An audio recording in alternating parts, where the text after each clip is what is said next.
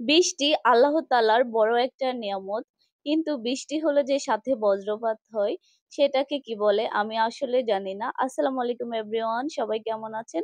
আশা করছি ভালো আছেন। ওয়েলকাম করছি নতুন একটা ব্লগে। আজকের ব্লগটা খুবই শর্ট। আজকে আপনাদের সাথে আমি কিছু কথা বলবো। তো আশা করছি সবাই সাথে থাকবেন।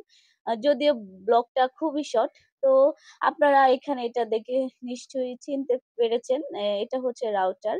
তো এটা ভিডিওটা করার কারণটা আমি আপনাদেরকে বলব। তো আগে কিছু কথা বলি। সেটা হচ্ছে যে ঐদিন হঠাৎ করে অনেক বৃষ্টি হয়েছে। সাথে কিন্তু অনেক বজ্রপাতও হয়েছে।